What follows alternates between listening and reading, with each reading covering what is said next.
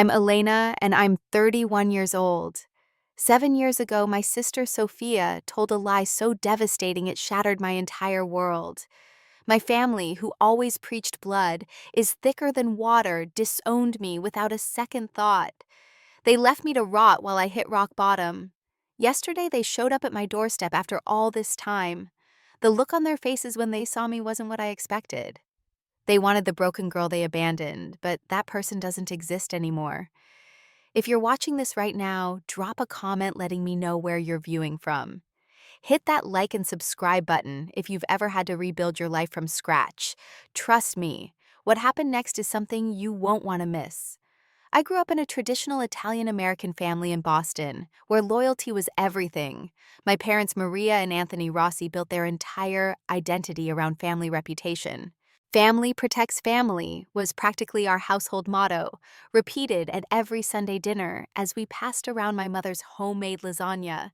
The heavy aroma of garlic and basil filled our modest three-bedroom home in North End, where 3 generations of Rossis had lived since my grandparents immigrated from Sicily.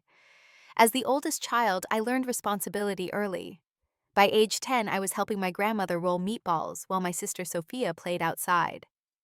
Elena has the reliable hands, Nona would say, patting my flour-covered fingers. I took pride in being the dependable one, the straight-A student who never missed curfew and always helped with dishes without being asked. Sophia was different. 3 years younger than me, she possessed a natural charisma that drew people to her like moths to flame. With her perfect smile and dramatic flair, she could charm her way out of any trouble. While I studied upstairs, the sound of my parents' laughter would float up from the kitchen, as Sophia regaled them with stories, easily winning forgiveness for whatever rule she'd broken that week. "Your sister just has a free spirit," Mom would explain whenever I complained about the double standard. "Not everyone can be as naturally disciplined as you, Elena." The signs of Sophia's manipulative nature appeared early, but nobody wanted to see them. When I was 14 and Sophia 11, my cousin's bracelet went missing during a family gathering. After an hour of searching, it mysteriously appeared in my backpack.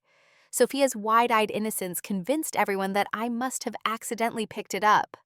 Only I saw her satisfied smirk when no one was looking. Despite the favoritism, I loved my sister. When Sophia struggled with math, I stayed up late helping her study. When she didn't make the cheerleading squad, I treated her to ice cream and reassured her there would be other opportunities. I protected her fiercely from anyone outside our family who might hurt her. That's what sisters do, I thought. My academic success brought the only true validation I received from my parents. When I earned a full scholarship to MIT for computer science, my father actually cried with pride. "See what happens when you work hard," he said, embracing me tightly. That night, for once, I was the center of attention at dinner. Sophia sat quietly pushing food around her plate, her congratulatory smile never reaching her eyes. College brought freedom and perspective. Away from my family's constant comparisons, I flourished.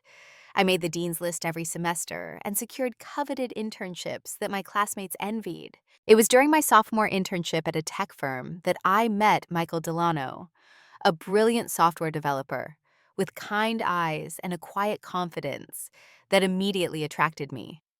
Our relationship progressed naturally. Michael understood my passion for coding in a way my family never had. He'd bring me coffee during late-night programming sessions and listen intently as I explained my projects no matter how technical. After 4 years together, we'd built a partnership based on mutual respect and shared dreams. When Michael first came to a Rossi family dinner, he charmed everyone instantly.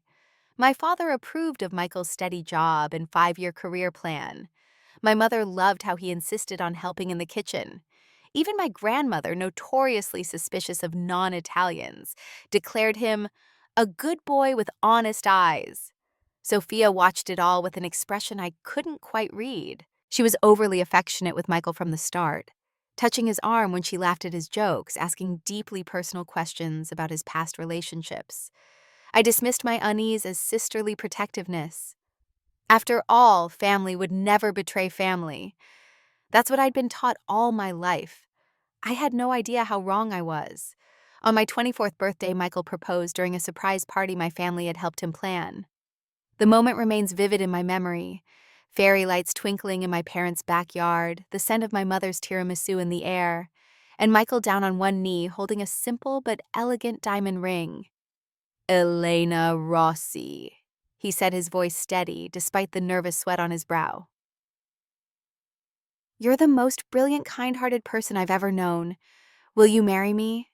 The collective gasp from my assembled family members was followed by tears and cheers when I said yes.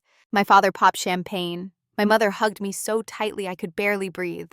And my grandmother kissed both my cheeks repeatedly, murmuring blessings in Italian. Through happy tears, I caught sight of Sophia, standing slightly apart from the celebration. For a fleeting moment, her expression wasn't joyful at all. But then she rushed forward, embracing me tightly. "I'm so happy for you," she whispered, though something in her tone felt off. I pushed the thought away. This was my perfect moment, and I wouldn't let lingering sibling rivalry taint it. Later that evening, as the party wound down, my grandmother pulled me aside, pressing a small velvet box into my hands. "This belonged to my mother," she explained, opening the box to reveal an antique gold band with a cluster of small diamonds surrounding a deep blue sapphire. "It has been passed down for generations to the first daughter to marry.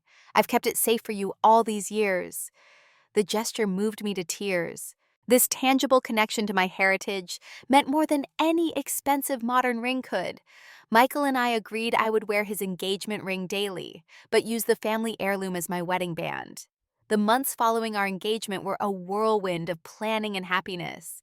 I was thriving professionally, having recently been promoted to lead developer at my company. Michael and I found a charming apartment halfway between his office and mine, and spent weekends haunting furniture stores and painting walls. Amid this happiness, I started noticing subtle changes in Michael. He became critical of small things, my cooking, my wardrobe choices, even the way I organized the bookshelf. When I'd express an opinion about wedding plans, he'd often side with Sophia, who had eagerly taken on the role of wedding planner despite my reservations. "Your sister knows about these things, Elena," he'd say. "You're too practical sometimes. Let someone with an eye for beauty handle it." These comments stung, but I rationalized them as pre-wedding stress. Michael was under pressure at work, taking on additional projects to save for our future. I could be patient. What I couldn't ignore was catching Sophia flirting with Michael at our engagement celebration.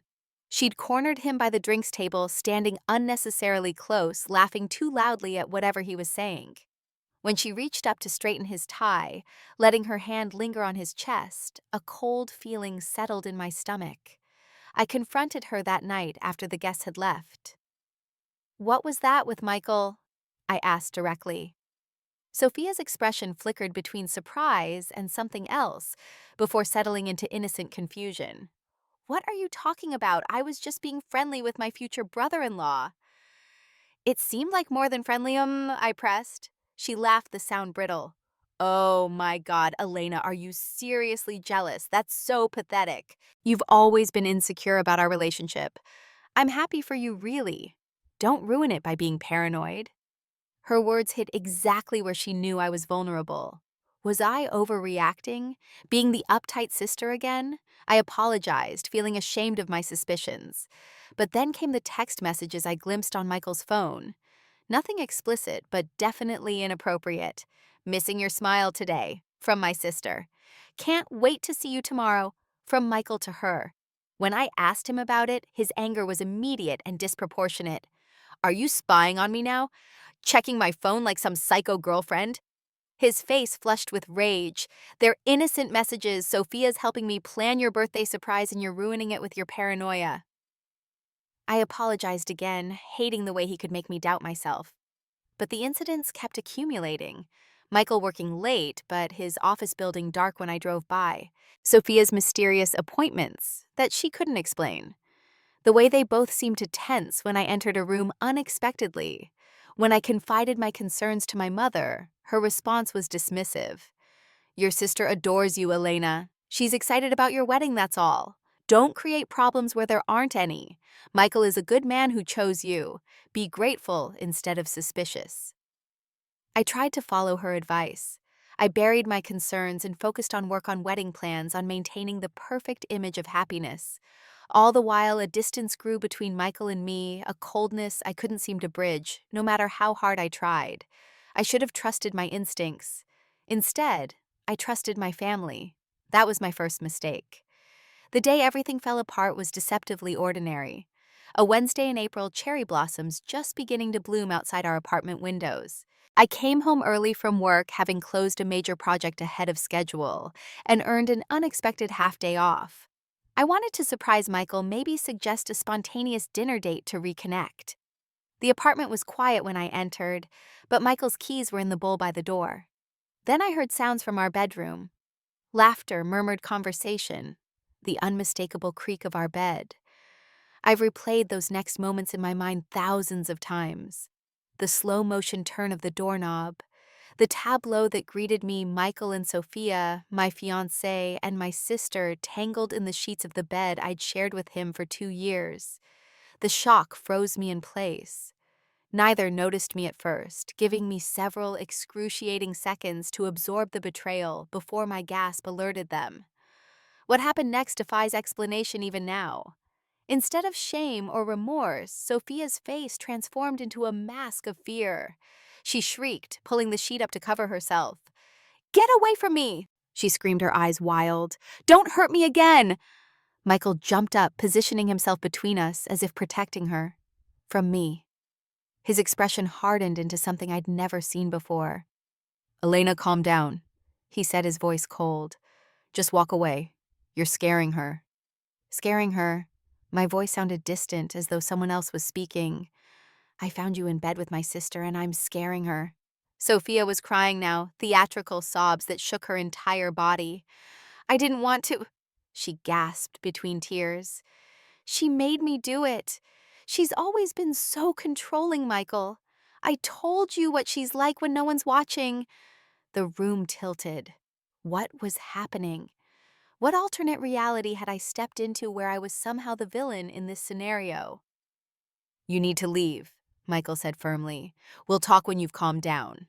I remember backing out of the room, my mind unable to process what I'd witnessed or the bizarre response. I sat in the living room for hours numb, waiting for an explanation that would make sense of the insanity. Instead, my phone rang. It was my father, his voice tight with barely controlled rage. "Family meeting, now. Your mother and I need to speak with you."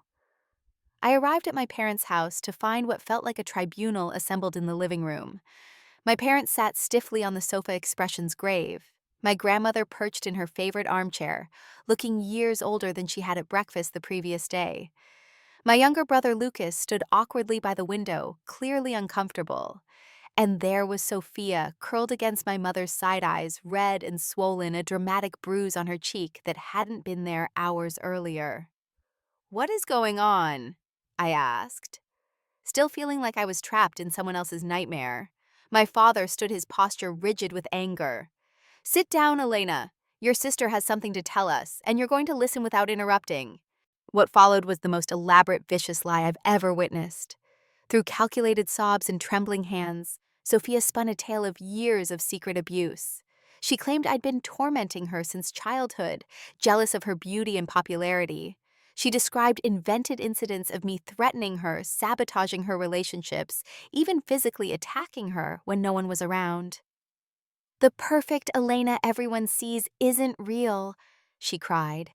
"She's been hurting me for years, but I was too scared to tell anyone. She said no one would believe me over her." My stunned denial only seemed to confirm her story in my family's eyes. "I would never," I managed, but my mother silenced me with a glare. Sophia wasn't finished. She claimed I'd stolen $5,000 from our grandmother's account, money I knew Sophia had taken months ago for a fashion emergency. She said I'd threatened to hurt her if she ever told anyone about my problems. "And then today, she concluded, touching the bruise on her face, "I finally told Michael everything. Elena found us talking and she just snapped. She hit me, screamed that she'd ruin me. Michael protected me, or it would have been worse. Michael." The final piece of the nightmare fell into place when he entered from the kitchen, placing a supportive hand on Sophia's shoulder. "It's true," he confirmed, unable to meet my eyes. "I've suspected something wasn't right with Elena for months. She's been increasingly controlling, checking my phone, following me. Today confirmed everything Sophia's been trying to tell me. The ultimate betrayal came next, delivered as casually as commenting on the weather. Sophia and I have grown close while planning the wedding. Michael continued. We never meant to hurt anyone, but we've fallen in love. I can't marry Elena knowing how she's treated her own sister, knowing who she really is. The room spun. This couldn't be happening. My sister and fiancé weren't just cheating. They were systematically destroying my character, my relationships, my entire life. None of this is true, I pleaded, looking desperately from one family member to another. They're lying. I caught them together. They're making this up to cover their betrayal. But it was too late. My family had already chosen sides. My mother held Sophia protectively, murmuring comforting words. My father stood with his arms crossed, disgust evident in his expression. Most devastating was my grandmother's face, the disappointment and heartbreak in her eyes as she looked at me like a stranger. I always knew there was darkness in you, my father finally said, his voice heavy with judgment. The perfectionism, the competitiveness, but I never thought you capable of this. We can't have this in our family, my mother added. Family protects family, but you violated that trust in the worst way. The money, my grandmother whispered, tears in her eyes. From my account. For your wedding dress, how could you? Each accusation felt like a physical blow. These people who had known me my entire life, who should have known better than anyone what I was and wasn't capable of. They believed the worst of me without a moment's hesitation. I want you out of this house, my father declared. And don't come back until you've gotten help for whatever is wrong with you. But where am I supposed to go? I asked, my voice small. The apartment is in Michael's name. That's not our problem, he replied coldly. You should have thought about consequences before terrorizing your sister all these years. As a final twist of the knife, my grandmother stood shakily, removed her family ring from my finger, and handed it to Sophia. The family heirloom goes to the first daughter to marry, she said, her voice breaking. It should go to someone worthy of our legacy. I left my childhood home in a daze, disowned by the people I loved most, with nowhere to go and no one to turn to. Behind me, through the partly closed door, I could hear Sophia's theatrical sobs turn to comforting murmurs. The last thing I heard before the door shut completely was Michael's voice, soft and intimate. It's okay now. She can't hurt you anymore. That night, as I checked into a cheap motel with the few possessions I'd managed to grab, I didn't know that rock bottom was still a long way down. The weeks following my family's betrayal blurred together in my memory like a bad fever dream. I stayed at the motel until my credit card maxed out, then moved to a hostel, then finally a dingy studio apartment in the worst part of Boston. The kind of place where police sirens were a nightly lullaby and cockroaches scattered when you turned on the lights. I tried to maintain my job, but concentration was impossible. Code that once flowed easily from my fingers now looked like incomprehensible gibberish. I would find myself staring at my computer screen for hours, tears streaming down my face, unable to write a single line. My performance suffered dramatically. You've always been one of our strongest developers, Elena, my manager said during my performance review, concern evident in her voice. But these past months, is everything okay at home? Home? The word itself had become a cruel joke. I couldn't bring myself to explain that my fiancé was now with my sister, that my family had disowned me based on elaborate lies. So I nodded and promised to do better, knowing I was making a promise I couldn't keep. 2 months later, I was called into the HR office and let go with a modest severance package. We hope you work through whatever you're going through, the HR representative said kindly. We'd be happy to have you back when you're feeling more like yourself. But who was myself anymore? The Elena I had been, confident, capable, trusting, seemed like a distant acquaintance I'd once known and lost touch with. With my income gone and savings rapidly depleting, I took whatever work I could find. Waitressing at a 24-hour diner, stocking shelves at a supermarket, delivering food on my bicycle through Boston's unforgiving winter. None of these jobs lasted long. I'd miss shifts because panic attacks left me huddled on my bathroom floor, unable to breathe. I'd break down crying when customers were rude. I was a ghost of the person I had been. Meanwhile, through mutual acquaintances and social media, I couldn't bring myself to unfollow. I watched my old life continue without me. Sophia and Michael announced their engagement 6 months after my disownment, using the family heirloom ring that should have been mine. They bought a house in the suburbs, the kind Michael and I had dreamed about together. My family embraced him completely, weekend barbecues and holiday celebrations, continuing as though I had never existed. Most painful were the whispers that reached me through former friends. Sophia had spread her version of events widely, painting herself as the long-suffering victim, and me as the unstable, abusive sister. People who had known me for years looked at me with suspicion when I passed them on the street. Invitations stopped, calls went unreturned. I tried reaching out to my family once in a moment of desperate loneliness.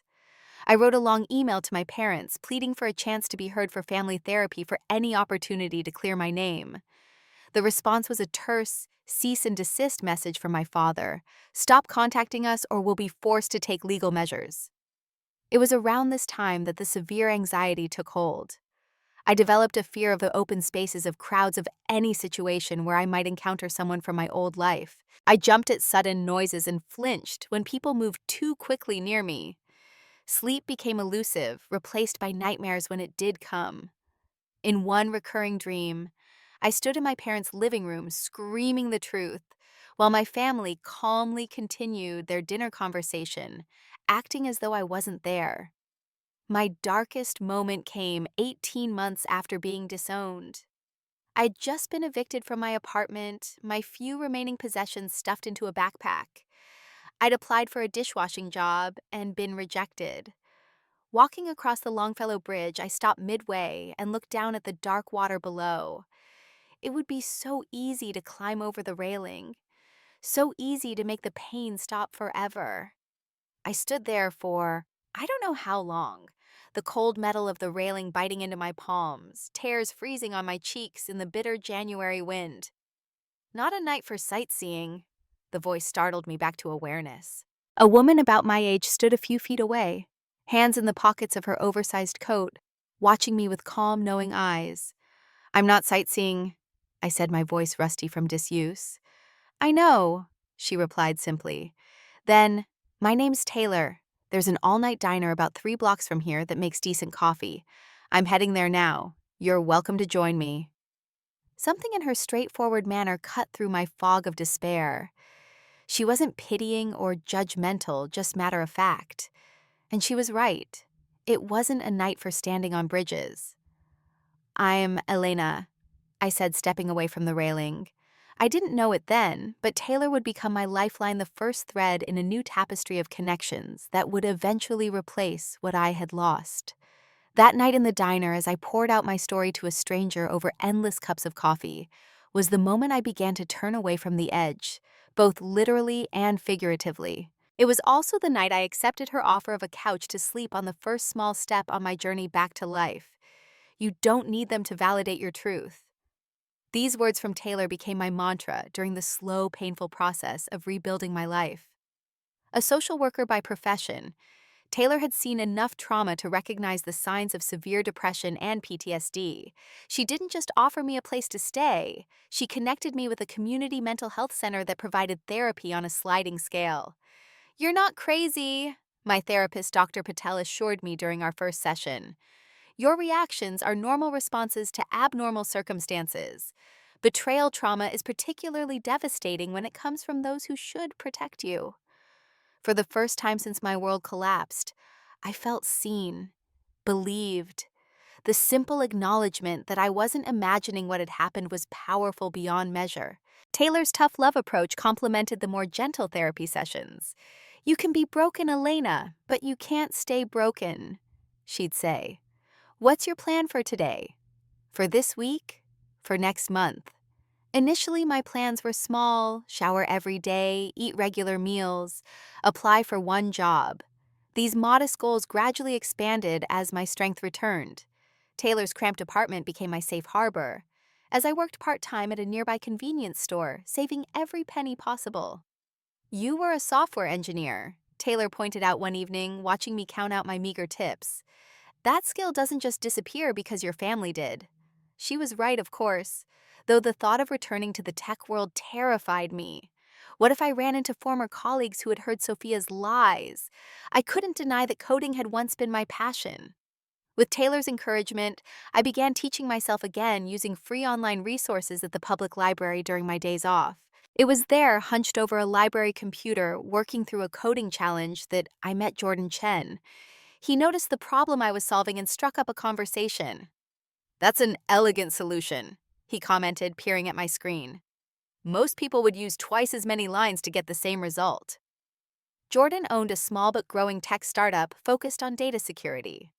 After an hour of intense technical discussion, he handed me his business card. "We're hiring entry-level developers," he said. "Your skills are rusty, but your fundamentals are solid. Consider applying." The interview was the most terrifying thing I'd done since leaving my family home. I wore Taylor's blazer too large, but the best we could do, and practiced answers to potential questions for days. When Jordan offered me a job with a salary that would allow me to find my own apartment, I nearly wept with relief.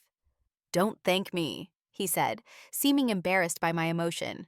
"This isn't charity. We need good people, and you're good. Just don't make me regret taking a chance on you." I worked harder than I ever had, determined to prove Jordan's faith in me was justified. Nights, weekends, holidays, I volunteered for every project learned, every new technology, and gradually began to rediscover my confidence. Within a year, I'd been promoted twice. During this time, I made a decision that felt both painful and necessary. I legally changed my last name. No longer a Rossi, I chose the name Rivera, my maternal grandmother's maiden name before she married into the Rossi family. It was a small connection to my heritage that didn't carry the weight of recent trauma. Elena Rivera, a new person, a fresh start. With my increasing financial stability came the opportunity to move to Seattle when Jordan expanded the company. The idea of 3,000 miles between me and Boston held immense appeal. In Seattle, no one knew my story. No one looked at me with pity or suspicion. I could simply be Elena, the talented developer, with a quiet demeanor and a dry sense of humor. It was in Seattle that my career truly blossomed. I developed an innovative security protocol that caught the attention of major tech companies. Jordan, recognizing the potential, encouraged me to lead the project. When Google offered to buy our technology, Jordan made sure I received proper credit and a significant portion of the windfall. "You've earned this," he insisted when I tried to downplay my contribution. "Own your success, Elena." With my newfound financial security came options I'd never imagined having again.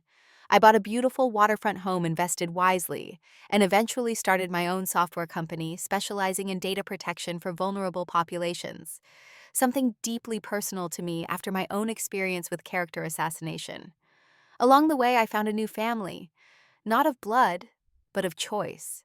Taylor eventually moved to Seattle too, taking a position at a local hospital. Jordan became both mentor and friend.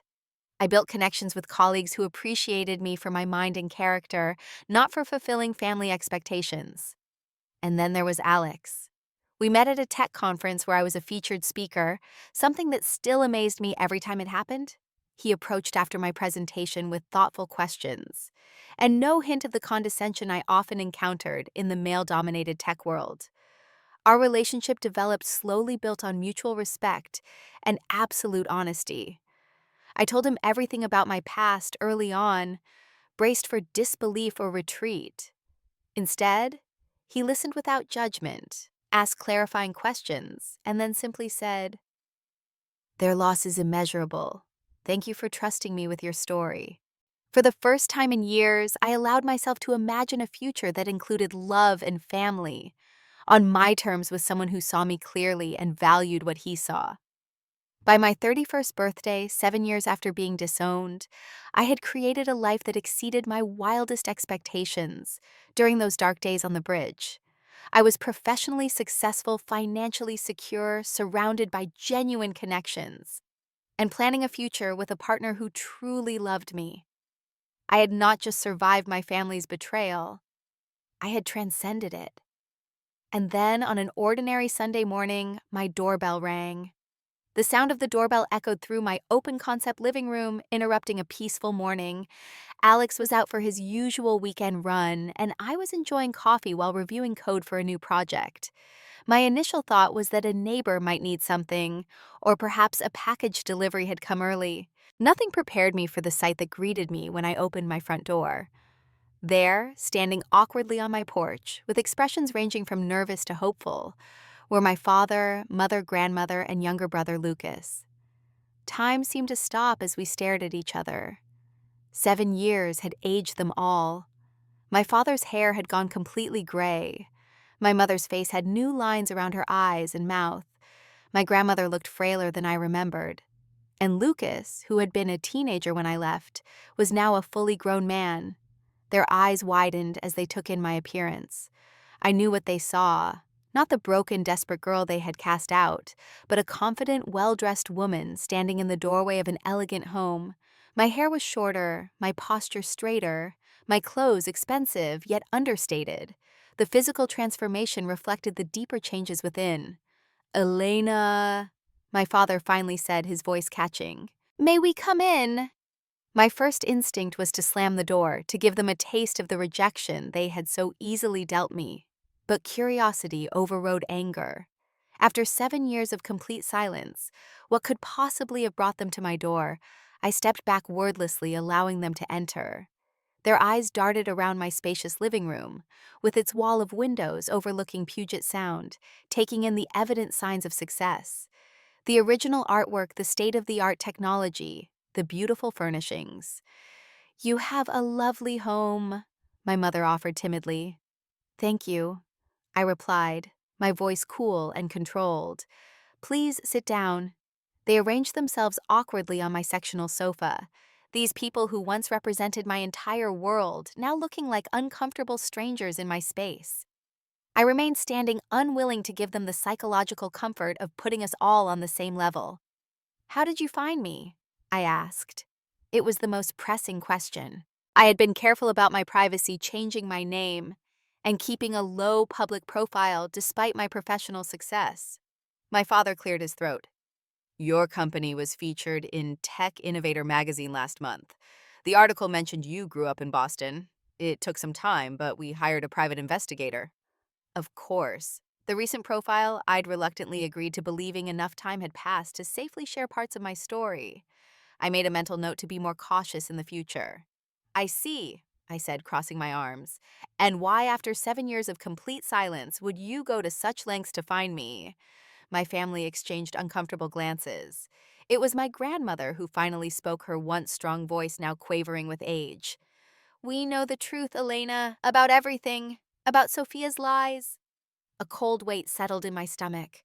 After all this time, after everything I had lost and rebuilt now, they wanted to acknowledge the truth. "How?" I asked simply. My mother dabbed at her eyes with a tissue. "It fell apart with Michael about 2 years ago. The relationship was always volatile, not like what he had with you." "They fought constantly," Lucas added, speaking for the first time. "Sophia would throw these epic tantrums, break things, threaten him. Nothing like the sweet victim she pretended to be." My father continued the story, his voice heavy with regret. "Eventually, Michael had enough. When he left her, he came to us and confessed everything. How Sophia had pursued him relentlessly while you were engaged. How she orchestrated that scene where you found them together. The elaborate lies she told about you abusing her. Even the bruise. She had Michael hit her to make the story convincing. He admitted helping her steal from Nana's account too," Lucas added, "and planting the evidence to blame you." My grandmother reached for my hand, but I stepped back, not ready for physical contact with any of them. "Elena Tesoro," she said, tears streaming down her wrinkled cheeks. "Can you ever forgive a foolish old woman? I should have known better. You were always the honest one, the good one." Their revelations washed over me without the emotional impact they clearly expected. The vindication they were offering had come years too late. I had already validated my own truth through the painful work of therapy and self-rebuilding. "Where is Sophia now?" I asked, curious despite myself. My mother's face hardened. "We don't know. After Michael revealed everything, we confronted her. She didn't even deny it. She just laughed and said we were all too stupid to see through her act for years. She took what valuables she could carry and disappeared. No contact for almost 2 years now. We've disowned her, my father added, as if this information would please me. She's no longer welcome in our home or at family gatherings. The irony was almost too much. They had cast me out based on lies, and now they had cast Sophia out based on truth. The family that had preached loyalty above all else had managed to reject both their daughters. I see, I said again, struggling to find words adequate to the moment. And now you've tracked me down because you're family, my father said earnestly, leaning forward. We want you back in our lives. We want to make amends for the terrible mistake we made. We miss you, my mother added. Holidays aren't the same. Family dinners feel empty. When we saw in that magazine how successful you've become, we were so proud but also heartbroken that we weren't there to see your journey. I studied their faces, seeing the genuine emotion there. But I also saw something else, something that troubled me deeply. Their expressions held pride, yes, but also a kind of proprietary interest. They had discovered I was successful, accomplished someone worth claiming again. Would they be sitting in my living room if that magazine had shown me working as a waitress? If I was still struggling in that cockroach-infested apartment? If my life had been permanently derailed by their rejection? I doubted it very much. Let me understand this clearly, I said, keeping my voice steady. You believed horrible lies about me without question. You took the word of one daughter over another without any evidence. You threw me out with nowhere to go. You threatened legal action when I reached out. For 7 years, you made no attempt to hear my side or check on my welfare. And now that you've discovered I'm successful, you want back into my life. My father had the grace to look ashamed. We know we failed you, Elena. We're asking for a chance to make it right. To be a family again. A family. I repeated the word, feeling foreign on my tongue. Tell me, what do you think family means? The question caught them off guard. They exchanged confused glances. Blood, my mother offered. Connection. History together. Loyalty, my father added without apparent irony. Support during difficult times.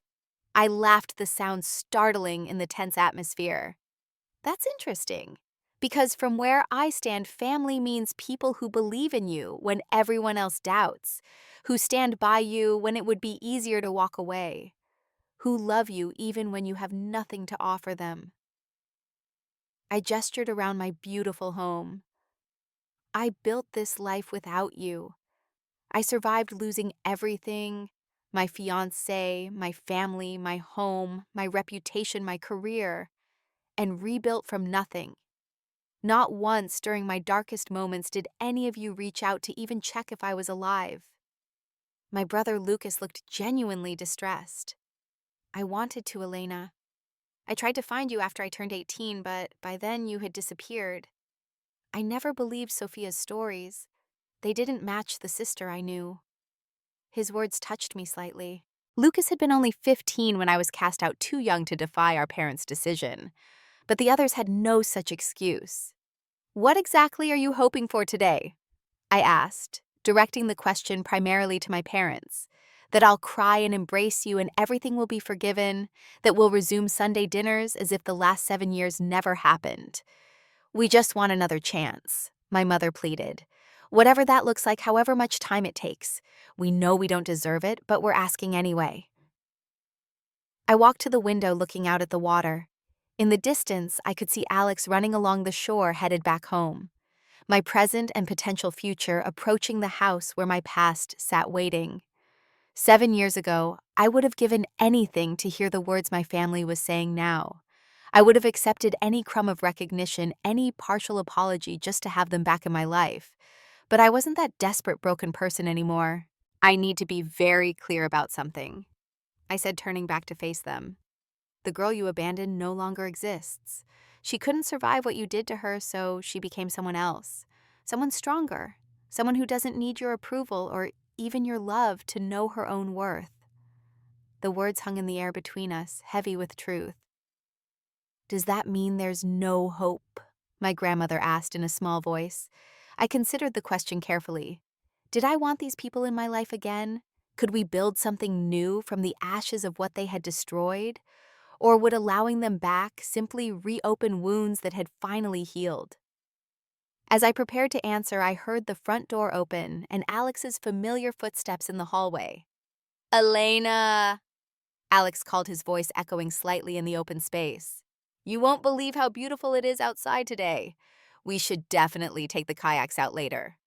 He rounded the corner into the living room and stopped abruptly, taking in the tableau of my estranged family sitting tensely on our sofa. His eyes immediately sought mine, concern evident in his expression. Everything okay? He asked, moving to stand beside me in a subtle but clear show of support.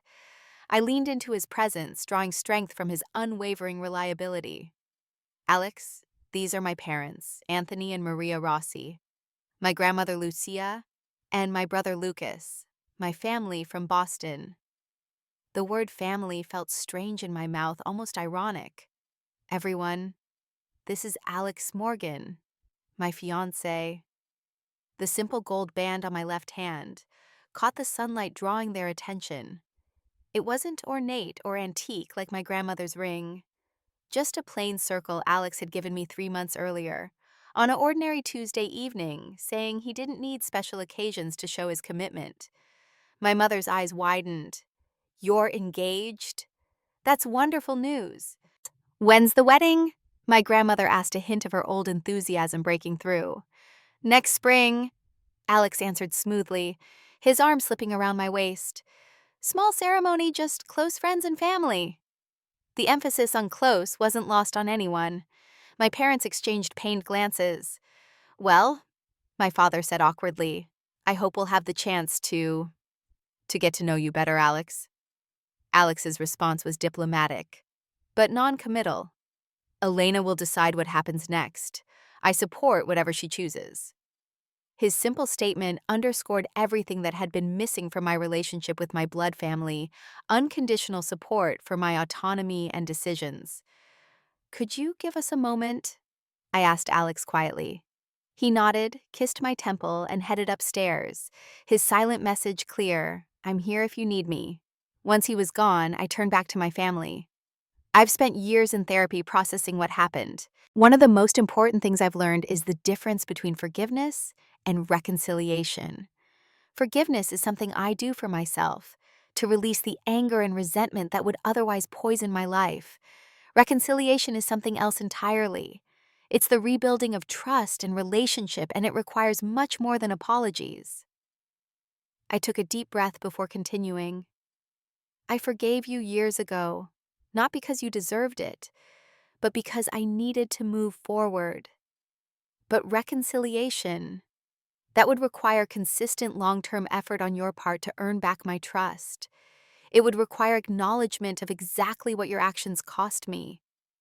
And it would require accepting that our relationship, if we have one at all, will never be what it was. We understand, my father said, though his tone suggested he didn't fully grasp the magnitude of what I was saying. I don't think you do, I countered gently. You're sitting here in my beautiful home, seeing my success, learning about my engagement, and you think this is a happy ending. But you miss the middle of the story. The years when I was homeless, suicidal, unable to function. The nights I cried myself to sleep, wondering what I had done to deserve such complete abandonment by the people who were supposed to love me unconditionally. The birthdays and holidays I spent alone, while you all celebrated together. My mother began to cry softly.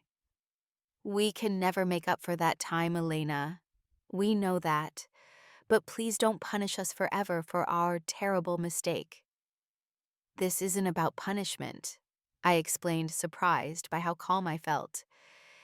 It's about protection. I've built a life filled with people who have proven their loyalty and love, people who see me clearly and value me consistently. I won't risk the health of those relationships by introducing toxic elements from my past. Are you saying there's no chance? Lucas asked, looking devastated. That you won't even try? I considered his question carefully. Unlike my parents, Lucas had been a child when everything happened. He deserved a more nuanced answer. I'm saying that any potential relationship would need to be built from scratch, with clear boundaries and realistic expectations. It would start small, perhaps occasional emails or phone calls. It would progress only if consistent respect for my boundaries was demonstrated. And it would never ever include pretending that those 7 years didn't happen, or that the damage wasn't real. I turned specifically to my grandmother. I might be willing to begin with you, Nonna. You were misled, and you're the only one who's expressed genuine remorse today, rather than focusing on what my absence has meant for you. Her weathered face lit up with hope, though tempered with understanding of the conditional nature of my offer. As for the rest of you, I continued, I need time to think about whether I want to attempt any kind of relationship. You found me at a time when I'm preparing to create my own family with Alex. That takes priority over revisiting painful dynamics from my past. My father started to protest, but my mother placed a restraining hand on his arm. We understand, Elena. We've waited 7 years. We can wait longer if it means a chance to be part of your life again. I nodded, appreciating her recognition of my terms. I'll be in touch when and if I'm ready. For now, I think it's best if you go. They rose reluctantly, clearly hoping for more resolution than I had offered. As they moved toward the door, my brother hesitated, then pulled a small package from his jacket pocket. I saved this for you, he said quietly, placing it on the coffee table. I always believed you'd come back someday, or that I'd find you. I hope you'll at least look at it after we're gone. With final awkward goodbyes and my grandmother's tearful embrace, which I accepted stiffly, they left. I watched through the window as they walked to their rental car, my father's arm supporting my grandmother, my mother looking back repeatedly at the house. When they were gone, Alex came downstairs and wordlessly pulled me into his arms. I didn't cry. Those tears had been spent years ago, but I allowed myself to absorb the comfort of his presence, the solidity of someone who had chosen me with full knowledge of my complicated history. You did well, he murmured into my hair. I'm proud of you. Later, after we discussed the visit and my mixed feelings about it, I remembered Lucas's package. Opening it carefully, I found a small velvet box inside. My grandmother's ring, the family heirloom that had been given to Sophia and then presumably returned after her disgrace. Attached was a note in Lucas's handwriting.